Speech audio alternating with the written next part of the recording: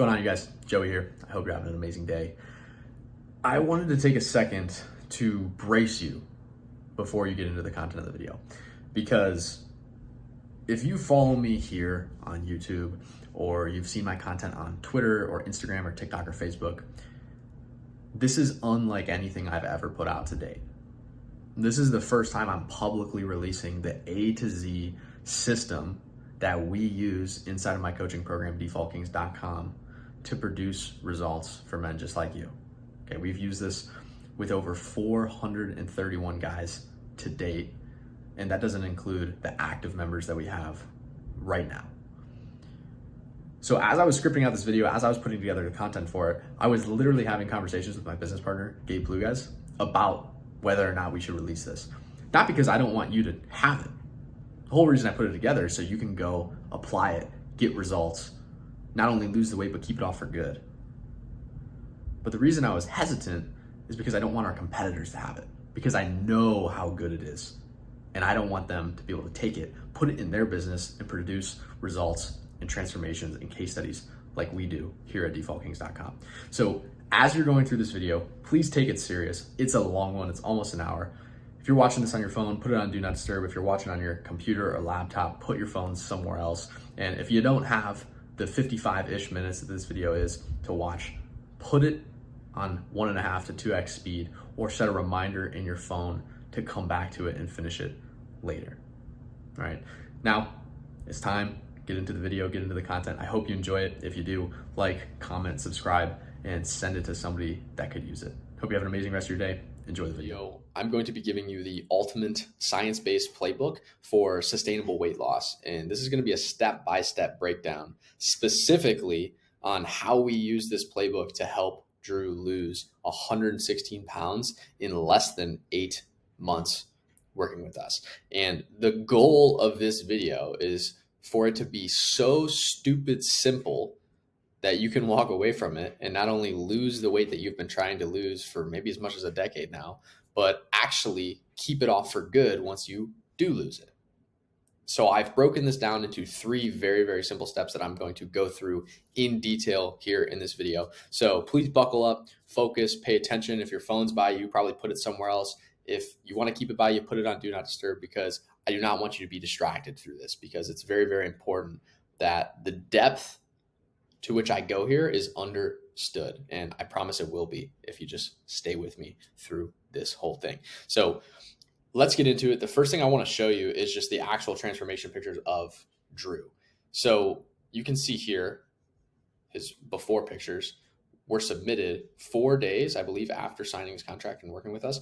So December 12th, 2022 and July 17th, 2023. Okay, so this is less than 8 months. Okay, and 116 pounds down. This is his actual weight loss graph to, I don't know if you could see it on your end video quality wise, but this is 350 pounds, this line is 300. His first weigh-in with us was 325 pounds. And you see one of his most recent weigh-ins on August 5th was 208.2 pounds. Okay, so you can see all of this data right here for Mr. Drew. Now, who is this video for? So you might not have more than 100 pounds to lose like Drew did, but everything I'm about to show you will work for any man who wants to see the number on the scale drop. And it will be specifically helpful if you have 10% or more of your body weight to lose. So say you're 200 pounds and you want to get to 180 pounds, 10% of your body weight is 20 pounds if you're 200 pounds. So if you have that to lose, this will be specifically helpful for you. Now, what's the catch? The catch of everything I'm about to share with you is that you have to be a guy that possesses, 1, integrity, and that's just the ability to be honest with yourself and others. 2 is ownership. Even if your situation is not your fault, you had some injury, you had something happen, you had some sort of mental health situation, whatever it may be that got you to the point where you are overweight or obese, you have to take responsibility for that situation. So you have to have ownership. And then drive. You have to have a desire to do the best work possible. You cannot corner cut and expect to get results that last a lifetime. So if you don't check all 3 of these boxes, not only will this specific step-by-step tutorial not help you, none will. Okay. I want to reiterate as well that do not under any circumstance treat this as just another free training that you saw online where you open up, listen to it for a few minutes, close it, and never come back to finish it. Or worse off, you listen to this whole thing in its entirety, and it's a long one, right? And then after watching it, you don't take any action. It's a pattern of behavior that I like to call mental masturbation. You get this dopamine hit of feeling like you're working on yourself because you clicked on this video and you watch the whole thing, but then you take no action. So you aren't actually working on yourself. Okay? I'm going to give you everything that you need to sustainably lose weight. But the only way that happens is if you not only watch this whole thing, but apply the information afterwards.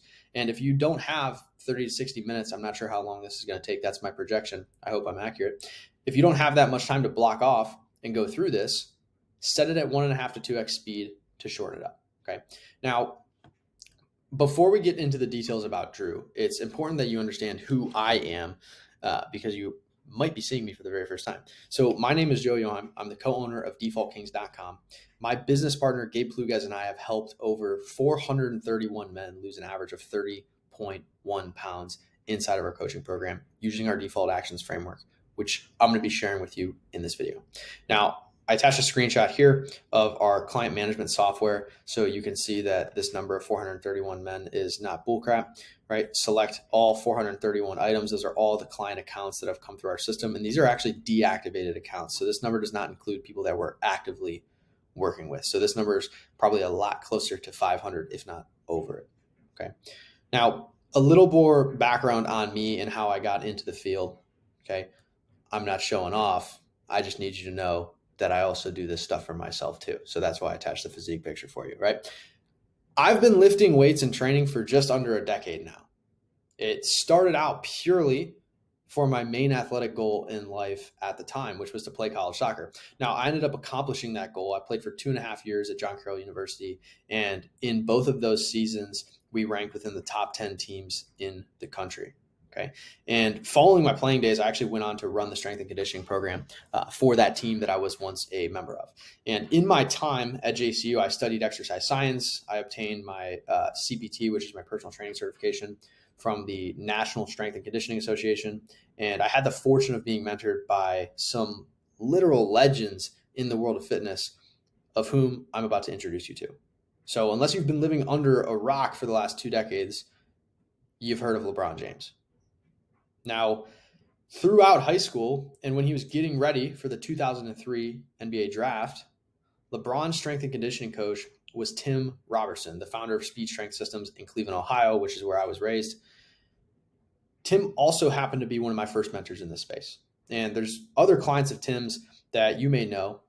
They include NFL standouts London Fletcher, Dante Whitner, Ted Ginn Jr., Super Bowl champions Julian Edelman, Mario Manningham, Joe Jaravicious, NFL Defensive Player of the Year candidate Marshawn Lattimore, and the NBA's Ben Simmons, Deontay Murray, Trey Lyles, and Nene. So these are some names that you're probably familiar with. These are household names, right? And in my 2 years working with Tim, I got to coach dozens of professional athletes and hundreds of collegiate athletes, which laid serious groundwork for my understanding of the human body and how it functions with even the most elite athletes on planet Earth. And I tell everybody, these high-level elite athletes are like the Ferraris of human beings. Like they're always broke down. It's always more complex. It's more expensive to fix apart, right? Understanding humans at that level is way, way, way more complex than understanding just how an average Joe can lose weight and maintain it and stay where he needs to be and stay healthy for the rest of their lives compared to prepping NFL Super Bowl champions for a season, okay? Now, maybe the name Stipe Miocic rings a bell. If you're a UFC fan, it probably should. He's widely considered the greatest UFC heavyweight of all time. Now, he is coached by Marcus Marinelli, who owns Westside Barbell Sister Club, Strong Style MMA and Fitness in Cleveland, Ohio, again, where I grew up. Now, Westside Barbell was founded by the late Louis Simmons, who is the godfather of modern powerlifting. And you can actually check out their documentary called Westside vs. the World on Amazon. And in it, you'll see Marcus and Strong Style featured numerous times. Now, under Marcus at Strong Style, I was able to actually coach my first roughly 100 weight loss clients in a one-on-one capacity, as well as train with multiple UFC fighters and professional MMA fighters of other leagues that aren't the UFC. So my time at JCU, speed strength and strong style, these easily held some of my favorite memories from my time in this field. So, I mean, this is me with Tim. This is me with one of the fighters at Strong Style, group coaching at Strong Style, one of the clients. This is actually back when I was playing at John Carroll. This is actually me right here after we won the conference championship. That was cool. And then this is me coaching at John Carroll after we won a championship again while I was a strength and conditioning coach as well. So awesome memories. But there's one crucial detail that I left out. My father is a physical therapist. So I spent my entire childhood following him around dozens of clinics and interacting with hundreds, if not thousands, of patients. So by the time I was literally 14 years old, I probably could have taught my health class in high school. And I genuinely had more clinical experience in the health and wellness field than the majority of undergrad aspiring physical therapists. And I know that because I was one of these and I was around a lot of them. And I saw the lack of experience in the undergraduates that were aspiring to be physical therapists. Okay. But the most important thing that came from having a physical therapist for a father wasn't the experience that I pulled from this field. Don't get me wrong, it was amazing and it put me way ahead for my age. But the most important thing that came of it was the fact that my father spent my entire childhood greater than 40 pounds overweight at any given time. So yeah, you read that right. My father, the one who had a master's degree in exercise science, he's actually technically on paper more educated than me in this field, right? Who knows more about the human body and its needs than 99.99999% of the population and has spent the last 25 years in the world of health, was obese for over a decade. He knew it all, from training to nutrition to recovery, but he still found himself caught in a yo-yo cycle, right? He would lose 10 pounds doing something grueling like P90X or CrossFit, then he'd fall off the wagon and gain 15 pounds back. He'd do some restrictive diet like keto, cut out the carbs he loves, like pizza, pasta, ice cream, and beer. Then after a few weeks, he'd cave, he'd binge those tasty foods, right? And he'd be right back where he was. He would tell himself, he'd tell his loved ones, I'm going to start this new diet Monday. Then Monday would never come. And if it did happen to come after about 12 days, he would throw in the towel, right? And this is something that you may have experienced as well. So at one point in time, my father literally did keto. He actually lost 40 pounds. It was the first time I'd ever seen him below 200 pounds in my conscious memory. But after 6 months of quitting keto, he'd fallen off the wagon and he gained every single pound back. So what was the real problem that my father had? What it was an inability to establish proper default actions. Now, what are default actions? It's probably the first time you've heard of it because it's one of the terms that we've coined inside of our program. Default actions are the subconscious habits that you default to mindlessly. This is like brushing your teeth. Okay. My dad used to come home from work, plop on the couch, watch TV, and he'd always have a bag of chips with him when he did it. And usually he'd finish that bag. Okay. These were negative default actions of his. He knew he shouldn't be doing it, but he was doing it anyways. Okay. Now, about 2 years ago, my father was finally able to change his default actions. Okay, he cemented a gym routine.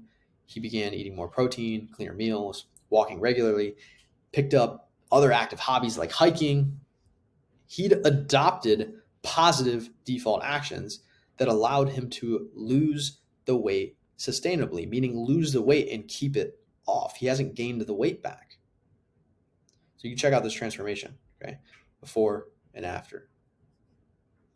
Now, he also had the self-awareness to realize that he couldn't do it alone. And he hired a good friend of mine to coach him for the accountability and hands-on guidance that produces sustainable results. So now I literally get texts like this from him and my buddy that coaches him, where he's squatting 365 for 5, 385 for 5, 405 for 5, officially the strongest he's ever been in his life, 2 months shy of 49. So it's amazing, right? I'm super proud of him. And right around the same time that my dad got his health in order is when I met Gabe Pluguez, who I mentioned earlier, my business partner.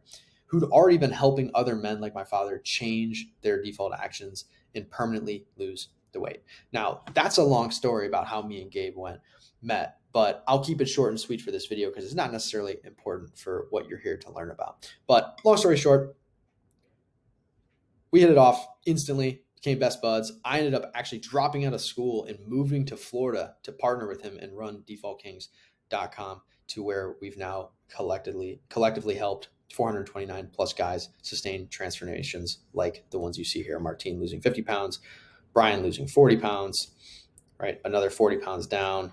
Eric has abs for the first time, right? Mario losing 40 pounds, Jeff losing 29 pounds. It's all amazing stuff, right? So now, how do we do it? Okay. It's time I give you the exact step-by-step tutorial of how we've done this for hundreds of men and how you can leave this video with a roadmap to go out and achieve it for yourself. So to best demonstrate that proven system, I'm going to show you exactly how we did it with Drew, who I mentioned at the beginning of this video. Okay. Step 1 is the default actions framework. Let me check how I'm doing on time here. Okay, we're not doing too bad on time. We're good. Step 1, the default actions framework. If you take nothing else away from this video, take this step, right? It's the psychological framework that allows us to guarantee guys not only lose 10% of their body weight in their time working with us, but if they gain a single pound back after working with us, we refund them in full.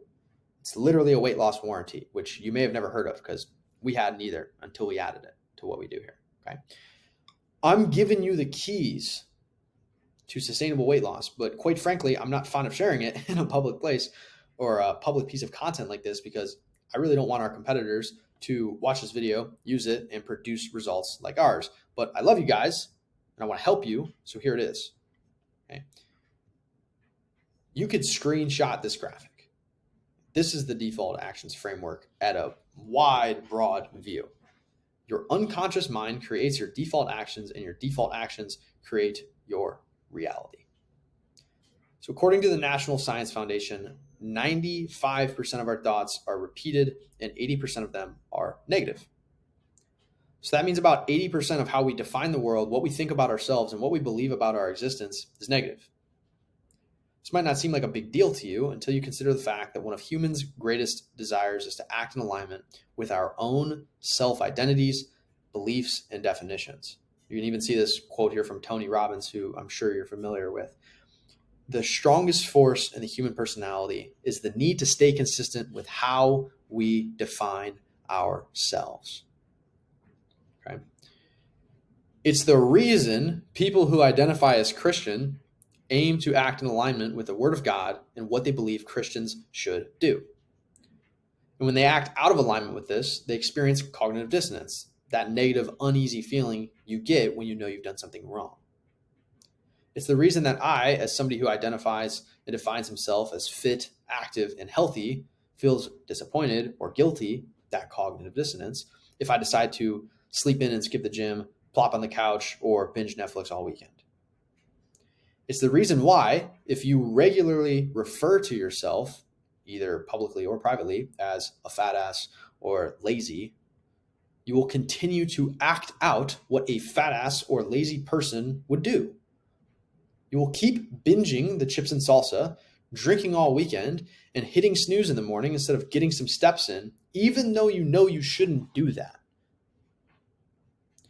On a long enough time horizon, these bad habits become ingrained at a subconscious level. They become negative default actions. And these negative default actions create your reality as you know it. So here's what happens in just chronological order so you can follow this. Unconscious mind. A guy begins to refer to himself as lazy or fat ass for whatever reason. It could be anything. It could be something catastrophic that happened. It could be a bad relationship, a breakup, whatever it might be. They start referring to themselves as that. That guy spends weeks or months acting out what a lazy or fat ass person would do. So sitting on the couch, overeating junk food, drinking excessively, skipping the gym, etc. And they become his negative default actions. Before he knows it, that's what he does. Even though he doesn't want to do it, it's just what his life is now, right? He defaults to it. Then his reality is impacted by those negative default actions. He's now at least 20 pounds overweight. He's got the dad bod, the beer belly, man boobs, love handles, but no matter what he tries, he's stuck there. Okay, it starts from the top. The reason he is stuck is because of his negative self-identity and beliefs. So let's talk about how you can actually change these self-identities. And I'm using Drew as an example, which Drew, if you're watching this, brother, thank you for allowing me to share this. I know this is seriously deep stuff that not a lot of guys have the cojones to be willing to share, especially publicly in something like this. So let's look at the action item, the step one action item. Okay. And I attached a screenshot from December 28th. Okay. Because I want you guys to see the verbiage that I'm using here. Like, this is exactly what we do in the program. Okay. Step one action item. What is this step called? This is step one, default actions framework. Okay. The very first thing Drew did is he sat down and he wrote the answers to these 2 questions, which are really more like 4 questions. So if you can't see this text, I'm going to read it to you. Question 1, step 1, really, of step 1, identify your past negative self-identity. The question you're answering here is, how do you perceive yourself? So go as deep as you want to go. I will read some of Drew's here for you. I am gross looking, and why would anyone like me? I am fat and a failure that did this to myself. I don't have the confidence to hold conversations and look someone in the eye without becoming a sweaty mess. I choose to sit and watch TV instead of doing something active or productive. I will binge food until it is gone and have no self-control or moderation. I make the worst choices when it comes to food. I allow myself to be influenced by friends and don't make my own decisions that are the best for me. Okay. Drew went deep. You can go extremely deep with this, and I encourage you to. The deeper you go here, the better results you're going to get from doing this action item. Okay. Part 2 is identify your new self-identity, right? What's the positive person, the positive identity that you're trying to encapsulate? So the 3 questions you answer. First one, who is the person that you are called to be? Drew wrote, I am called to be a healthy, successful man and leader in my life. Question 2, what are the qualities needed? Healthy, constantly learning, not tied to TV, active lifestyle, faith forward, confident to interact. Question 3, what are the tactical things needed to accomplish this? Drew wrote, subconscious consistency with physical activity, continue my faith journey, actively pursue new relationships, making the right choices when it comes to food, choosing to read and learn over crap TV, rededicate myself to my career, and stop taking the easy way out and increase his earnings. Notice the 3rd question on that second step. What are the tactical things needed to accomplish the becoming of this new positive self-identity? I highlighted this because it's that important. The default actions framework does not work unless you do. That's why this question is, what are the tactical things? This is not an affirmations tutorial or me telling you to stand in front of the mirror for 3 months shouting, I am fit, I am active, I am healthy. Okay. This is about identifying what's going on internally at a subconscious level, what your ideal outcome truly is, and reverse engineering the steps to get there. Pause. If you're overweight or obese, you very likely already have an idea of the tactical things you need to do. Fundamentally, I'm sure you're aware that you probably just need to move a little bit more and eat a little bit less. So once we have the tactics outlined of exactly how you're going to move more and eat less, it's purely an execution game. And the bad news I have for you is that there's no such thing as done for you fitness. There's not. The good news is accountability is the closest thing you get to that, and it comes in 3 forms. You have self-accountability, just you and you. Coach accountability, you have a coach holding you accountable. And community accountability, you have a group of individuals holding you accountable. And ideally, you have all 3. Okay. Once you have the tactics, you must act them out, and accountability will increase the odds of you doing so. Now, these repeated actions that are in alignment with your new positive self-identity will become default actions. So let's get tactical about what it is you're actually going to be doing. Okay. Step 2. This is our easy, lean eating system that Drew used. Okay. And hundreds of other guys have. And I built the nutrition system in our program. And I still host the weekly nutrition call inside of defaultkings.com. So maybe I'm biased, but in my opinion, and I'm sure a ton of other professionals in this field will agree with me here, the number one factor in achieving your goal body weight and body fat is nutrition. which I define as just what you put into your mouth. That's nutrition. But I split it into two categories, okay? Quantity and quality. Quantity is a force multiplier. It's a big needle mover. It gets you to 80% of where you want to be. It impacts the number on the scale and how you look in the mirror. Quality is more of a micro optimization. It gets you that last 20%, which pushes you as close to 100% as you can be. But it mostly is going to impact how you feel and how your immune system performs. Now, to reiterate, I don't want to paint the narrative that quantity doesn't impact how you feel, because in my opinion, once you get the number on the scale to where you want it to be and you look as good as you want to look in the mirror, you're going to feel pretty damn good. And that's a quantity thing. Okay. This is just an extra push of how you feel. So what I want you to take from that is, until you hit that goal body weight and are under 15% body fat, I think all you should worry about is quantity. And I highlighted it because it's that strong of a belief for me. Okay. The reason why is because of two things. The first thing is simplicity. It's not that micro optimizations are bad.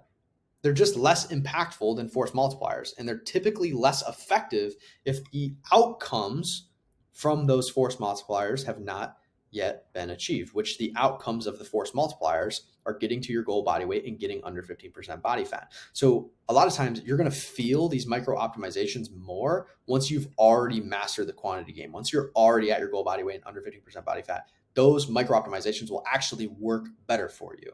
And a brief overview on micro optimizations, just so I'm not speaking in gibberish here. It's things like whether or not your meat is grass fed. It's things like the supplements you're taking, right? It's things like whether or not you are, I don't know, eating beef liver, things like that, right? These are all micro optimizations. Whether or not you have barefoot shoes, like these are all things that are very micro. Okay.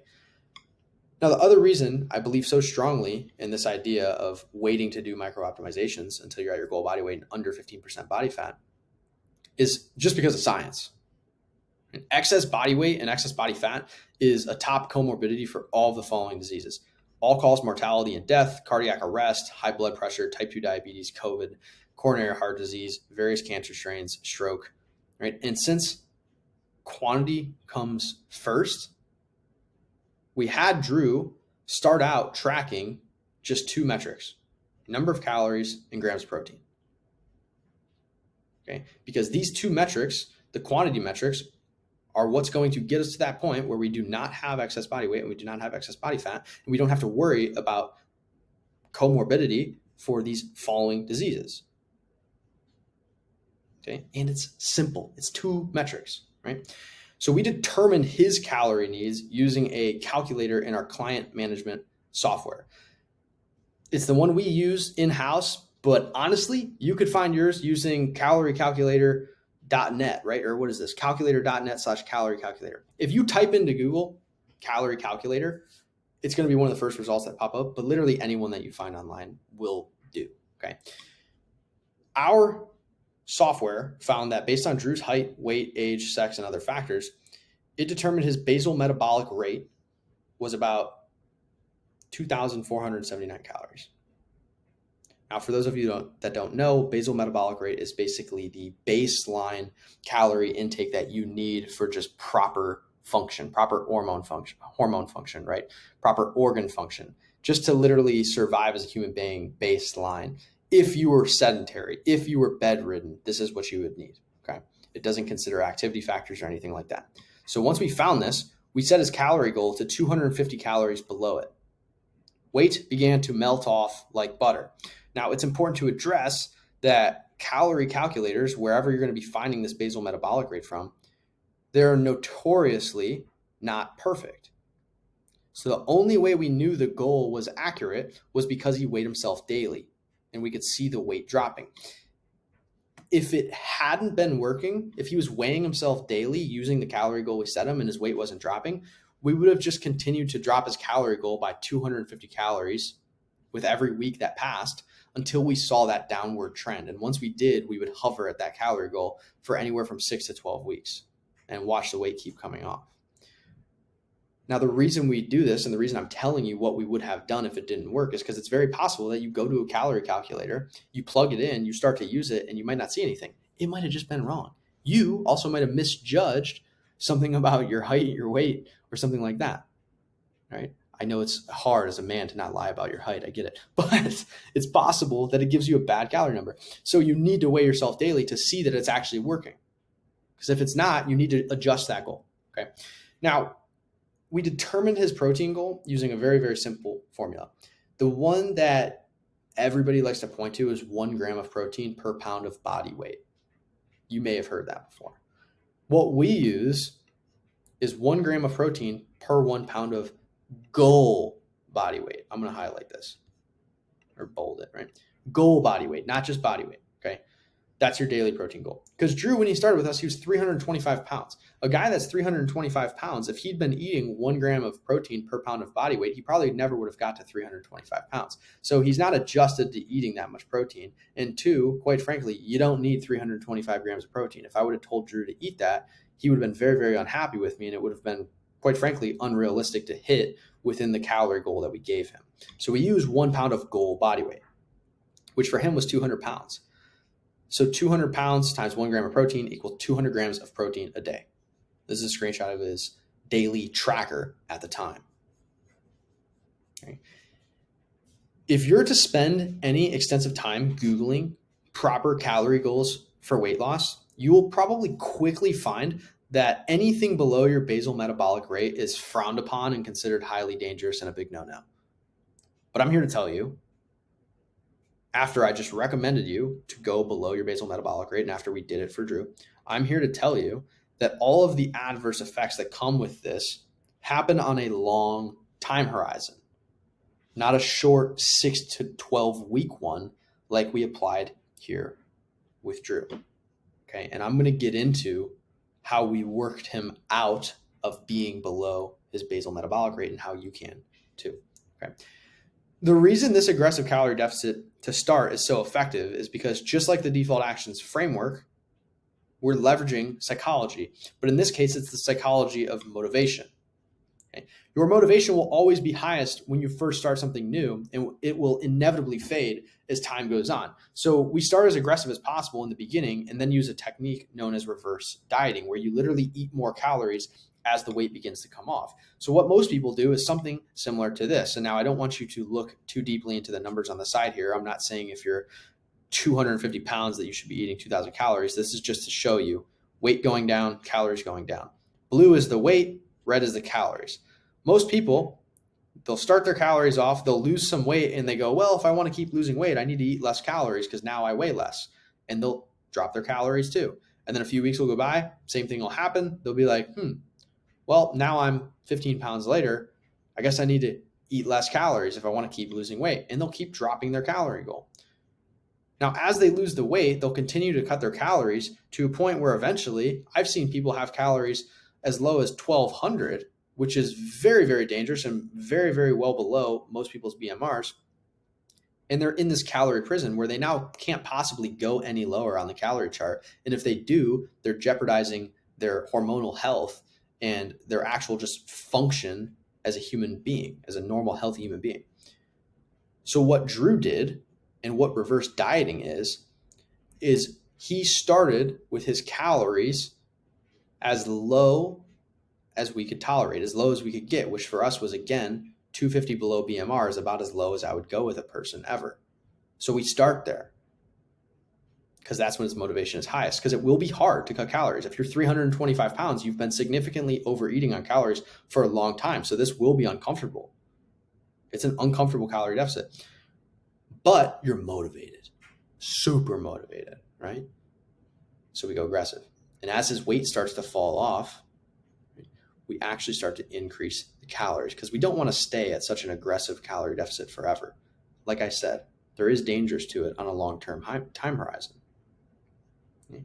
So we literally make it easier for you the more weight you lose. Now, there's also metabolic health advantages to this strategy, but I'm staying psychology focused in this video. That's a topic for an entirely separate video that I could also spend almost an hour on. Now, I'm not going to be covering that micro optimization, that quality phase, because everything I just told you was about quantity, right? Getting to your goal body weight and getting sub 15% body fat. That's what we all just covered there. But the reason I'm not going to cover the micro optimizations and the quality part is because Drew's about 10 pounds away from his goal body weight, and he's yet to reach sub 15% body fat. So he hasn't even hit that part of his transformation yet. And my safe assumption is that at least 95% of the individuals watching this are also not simultaneously at their goal body weight and sub 15% body fat yet.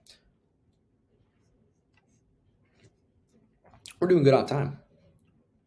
Now,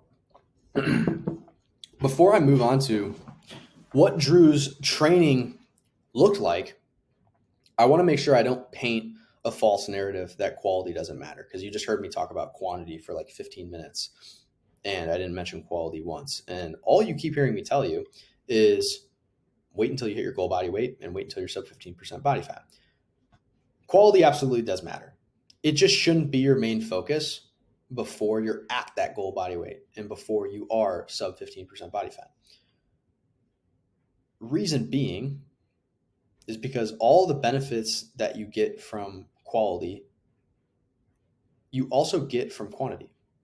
So for example, eating higher quality foods, those micro optimizations, it's going to make you have more energy. It's going to make you sleep better.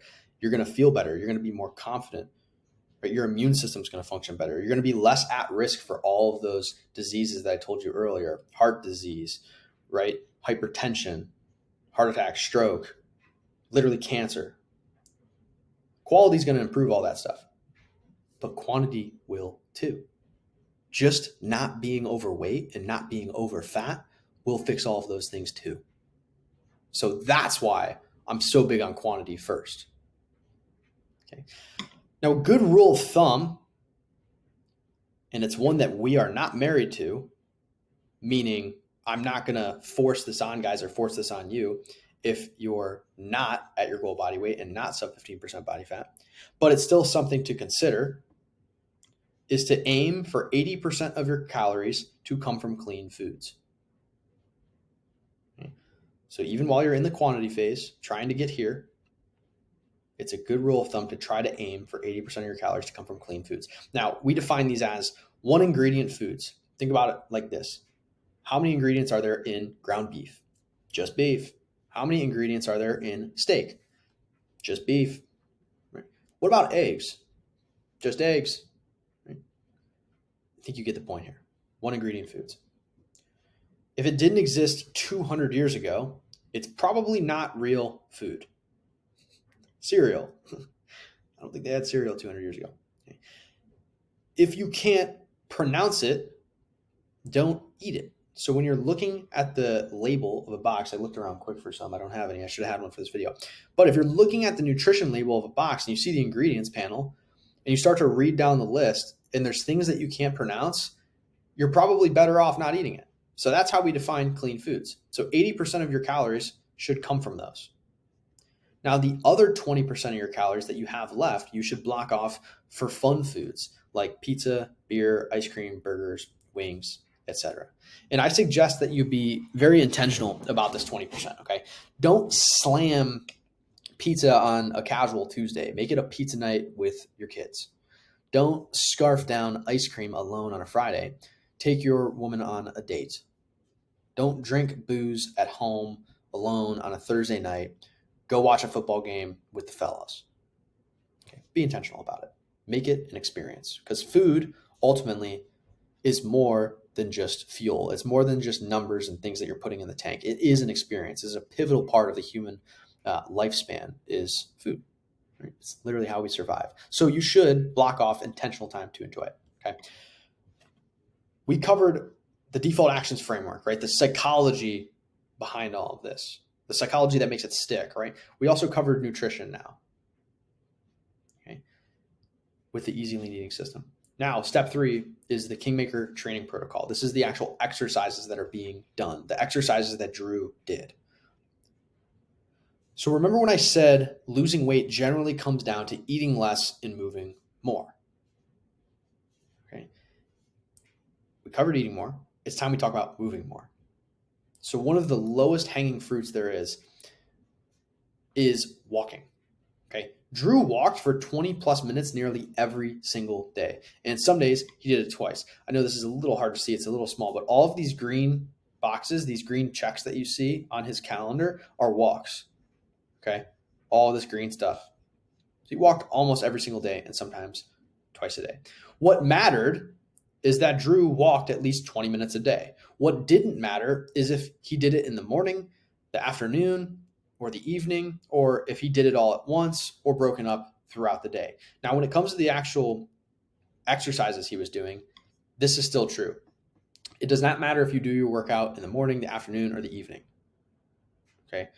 And honestly, this is going to be very controversial if I have other coaches watching this. It really doesn't matter if you do it all at once or if you break it up throughout the day either.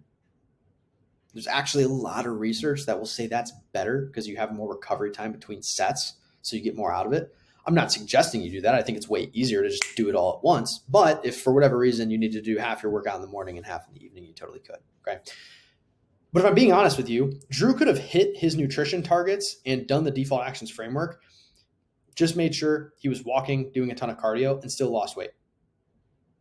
But he had lost weight before doing that and gained it all back. So we wanted to be sure that this time he kept it off for good. So how we made this a reality is by implementing resistance training multiple times a week to build muscle simultaneously as he burned fat. What is resistance training? Right? Resistance training is the resistance of muscle contraction in order to build muscle. So weight training. Think about a bicep curl, right? As I'm doing a curl, this is a muscle contraction. My bicep is contracting. So when I put a dumbbell in this hand, it resists that contraction. That contraction now becomes harder. That's resistance training. So this is weightlifting, body weight, calisthenics, bands, kettlebells, the whole 9 yards. Okay. It's everything other than cardio.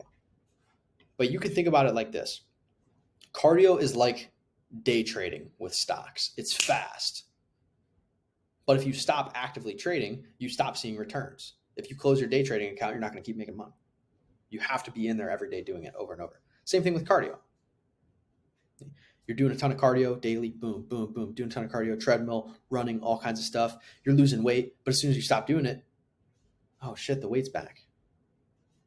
Cardio is like day trading, okay? Resistance training is like long-term investing. It's slow. It takes a while to build muscle, but muscle burns more calories at rest. So once you have it, it's much easier to maintain a proper calorie balance, therefore preventing an obesity relapse. It takes longer to build muscle, just like it takes longer to long-term invest to see those returns. But you can put that money in there and let it sit, and it's still working for you. It's still growing. It just takes a lot longer. Okay, that's a good way to think about the difference between cardio and resistance training. Now, there's a million ways to resistance train. And before I get into that, I want to say one thing as well about this. In an ideal world, you do both. You do cardio and resistance training, right? Drew was doing a ton of walking, but he was also lifting multiple times a week. He was also resistance training multiple times a week. So you do both, okay? Now, I'll move on. There's a million ways to resistance train. It would simply be impossible for me to teach you all the nuances I've learned the past decade in one video, let alone with the very little time that I have remaining. Okay. But those nuances make up the difference between results and potentially catastrophic injury. So we had to do a deep dive into his workout experience, his equipment access, his schedule, and his injury history. Now, since I can't teach you all of these nuances here, what I'll do instead is just show you his consultation form and provide you screenshots of the exact workouts that he did. And once you see his consultation form, if your situation sounds close to his, it's a pretty safe bet that the workouts he did, the exercises that he did, will also make sense for you. Will they be perfect for your situation? Absolutely not. That's why we always do custom programs for our guys. Nobody gets a duplicate because everybody's situation is different. Will it be better than your current workouts? I can almost guarantee that, especially if you're doing nothing right now, which is a real possibility. There's a lot of people that just aren't working out and are watching this. Here's what Drew told me in his consultation form upon joining. Okay. Current occupation, sales implementation, work for a staffing company, deal with implementing new national sales. So nothing crazy that we have to worry about there, right? It's not like he does a labor job or something like that. Nothing crazy there. Exercise experience, intermediate, 1 to 4 years of consistent training. What equipment do you have access to? He put dumbbells, resistance bands, kettlebells, and then on our kickoff call, he told me that he has a full gym. So he has all the equipment that you could ever need, right? On what days do you prefer to work out? 3 to 5 days is ideal. He put literally every day other than Sunday. Okay. Describe flexibility limitations, not very flexible at all, but no restrictions, and any injuries or previous conditions, things like that. Chronic lower back issues. Pretty basic case here, right? One that's probably super relatable for a lot of you guys. Now, what's not pictured here is that kickoff call that I mentioned, where we dove a lot deeper into all of these, okay, to make sure that we built a program that was exact to his needs. And this is what we cooked up. Now, this is a part of the video where I'm going to encourage you to pause and take screenshots, because if I sit here and read off everything, it's going to add 15 to 20 minutes to the video, okay? So pause and take screenshots. Full body 1, 49 minutes. Full body 2, 45 minutes.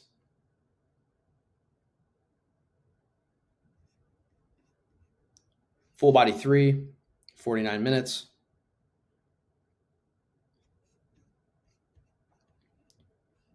Full body 4, 49 minutes. Okay.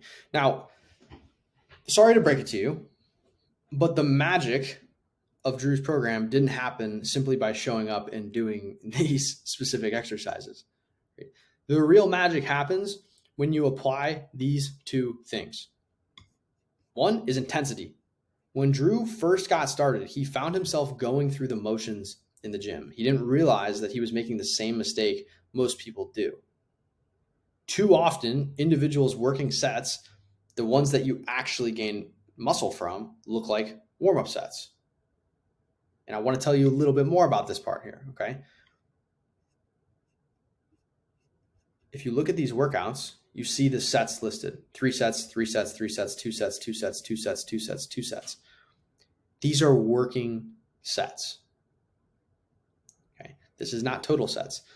So if you screenshot of these workouts and you're about to go do them, if you need to do a warm-up set before you do your dumbbell goblet squat, do 1 to 2 sets. And then these 3 sets are all working sets. They all should be done at or close to failure, which I'm about to show you here now. So if you're putting down the weights before your muscles give out, you aren't training hard enough. So Drew made sure he was landing in the green zone pictured below with every working set. So like I said, all of the sets listed in those workouts should be sets where you hit in this green zone, close to failure, 1 to 3 reps in reserve. Muscular failure, high intensity, 0 reps in reserve. You failed. You went until you couldn't push those dumbbells anymore. Or you could even go past that. High intensity. Okay. That's what these working sets should look like. And now for these rep ranges that you see here, okay, this is where you should be aiming to hit that green zone in, right? So if I see 3 sets of 12 to 15 reps, I should be aiming to fail somewhere in the range of 12 to 15 reps. So dumbbell Romanian deadlifts, I'm doing my deadlifts. I get to about 13 reps and fail on my first set. Great. Then I fail at 13 reps again. Great. And then I fail at 12 again. Great. If I was failing before 12, that would mean I'm not using light enough weight. Okay, it's too heavy. I'm failing before 12. If you're failing after 15, though, the high end of that range, you're not going heavy enough. So these ranges give you a target of where you should experience that intense muscular failure. And then you should rest 90 seconds before you do it again. So 90 seconds between sets. You do 1 set, fail somewhere in the 12 to 15 range, rest for 90 seconds, then you do your second set. 12 to 15 reps, fail somewhere in there, rest for 90 seconds, then you go back and you do your third set. Okay. That's how you should do this. That is the intensity. Now, secondly, overload. Now, this one is going to hit awfully close to home for the folks who just found out about the intensity green zone, which if that's new to you, you're probably like, oh crap, right? Because if you've been bench pressing the same amount of weight since college, it's probably because you've been showing up at the gym and lifting the same size dumbbells for the same amount of sets, for the same amount of reps with each passing week, not really tracking or looking at anything or thinking about intensity or overload whatsoever. So each week, Drew targeted an increase of total volume on each exercise. And total volume is just sets times reps times weight. So you did 3 sets and you did 12 reps, another 12 reps, and another 12 reps. So 36 times the weight that you used. If you did it with a 50-pound dumbbell, then you would go 3 by 36 by 50. Okay.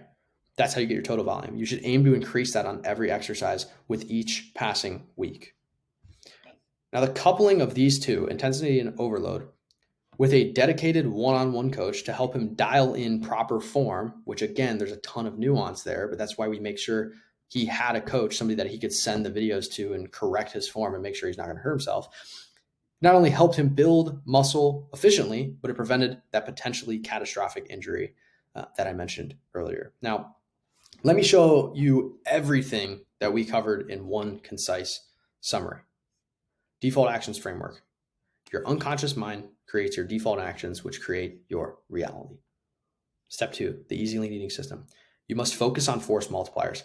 Play the quantity game first. Until you're at your goal body weight or sub 15% body fat, you should be worried about numbers. Okay. Track these 3 things daily. Your weight, weigh yourself. Okay. Your calories, track it all. You can track using MyFitnessPal. It's a free app. Okay.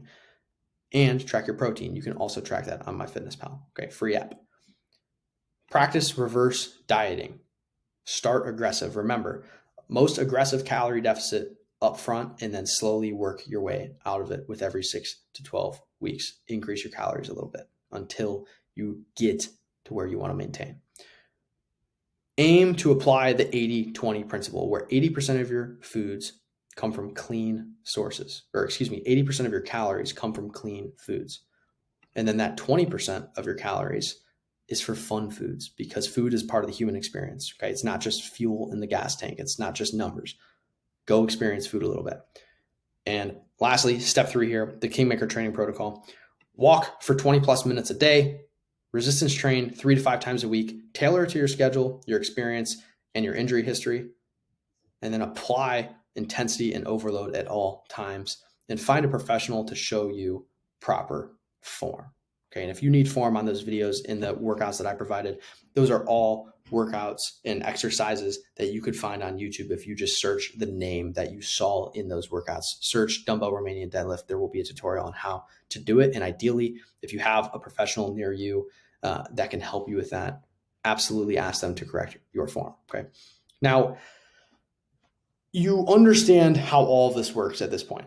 So I want you to check this out. If you're a family-minded guy that's tired of having to hide your belly in photos, you're uncomfortable taking your shirt off at the beach or the pool, and you've lost the weight before but gained it all back, we will work with you one-on-one to help you lose 10% of your body weight in 12 weeks or less. And we refund you in full if you gain a single pound back after working with us. Okay. That's without giving up your favorite foods like pizza and ice cream. It's without spending 2 hours a day in the gym. And it's while traveling for vacation and work. And yes, we're so confident in you keeping it off for good that our weight loss warranty states that if you gain a single pound back after working with us, we will send you back every single penny that you spent. So for results like Drew and the other 429 plus men that we've worked with, go to defaultkings.com and schedule a free brainstorm chat to see if you're a fit to work with us. I will also have the link to our website in the description below. And if it's a good fit, we can talk about how to work together and the next steps. Worst case scenario, it's not a good fit. We will point you in the right direction. So thank you for watching. I hope you have an amazing rest of your day, and I will see you soon.